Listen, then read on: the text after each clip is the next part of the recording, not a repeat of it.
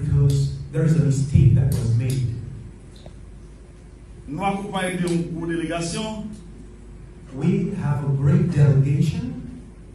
Madame Monique, qui sortit dans la zone plateau central, and we have Monique. She's from a geographical department which is called Plateau Central.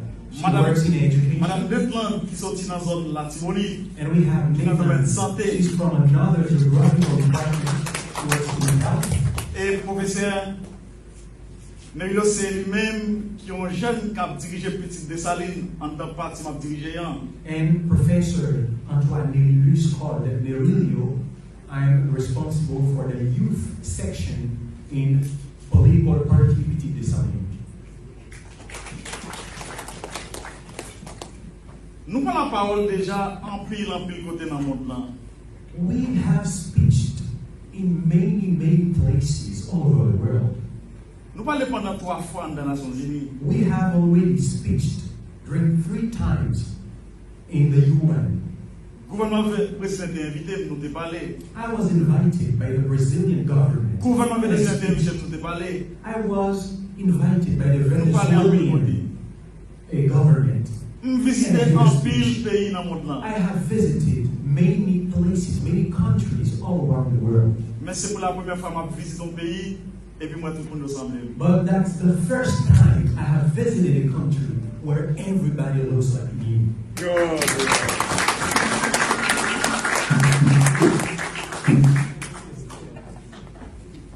Moi pas venu comme un étranger ici.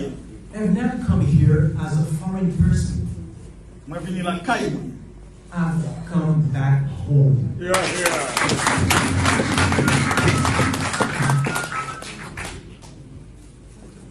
Avant de parler, before I keep on talking,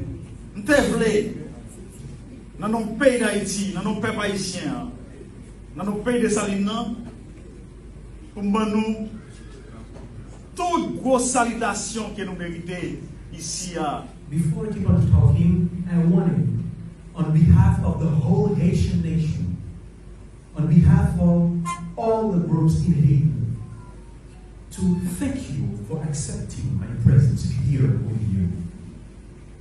Après 210 années, after 218 years, nous décidons, we have decided, Africains, ça qui est dans le continent africain, that people in the whole continent of Africa, nous-mêmes qui en Haïti, and all of us who are there in Haiti, oui, nous en Haïti. Yes, we say we are in Haiti. Mais Haïti, but Haiti, c'est un zèle qui sortit dans le continent africain. Is a wing from a huge bird from the African continent. Qui a tombé en Amérique. And which has brought there in America.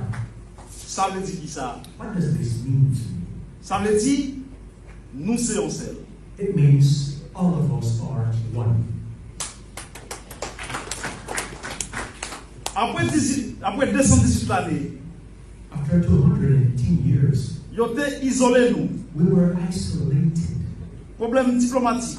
Diplomatic problems. Problème transport. Transportation barriers. Problème communication. Communication barriers. Je dis, nous venons craser toute barrière ça. Today we are coming here to demolish those barriers.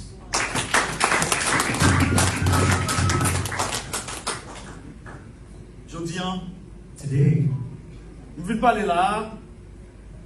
C'est ça de Saline qui c'est papa nation, ou bien papa libération, ou bien papa liberté, pays d'Haïtien.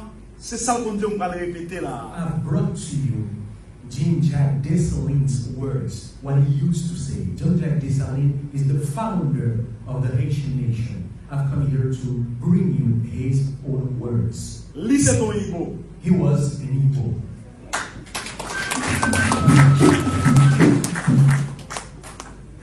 Un simple esclave, a simple slave, qui goumait, who fought avec plus grande l'armée qui existait dans le monde là à l'époque, the biggest army which existed in the world at that time. Il travaille pour nous libération au pays. He fought to set us free. Il te dit un bagage. And he said one thing important. Qu'on a identité où? know yourself, know your identity.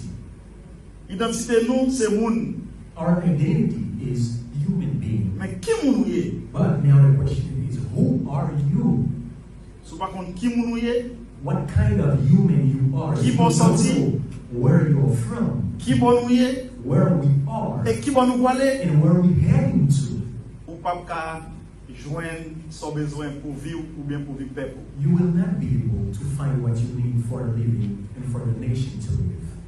Nous c'est Igbo. We are Igbo. Nous c'est petit. We are Igbo. Pour nous venir là, To come here, nous fait 28 ans dans l'avion. we spent 28 hours in an airplane.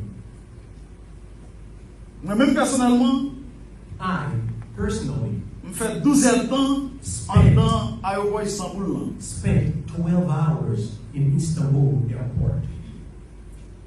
Nous pas de découragé. I was not discouraged. Mais là, je suis arrivé ici. But when I came here, Je viens plus courage. I got more strength.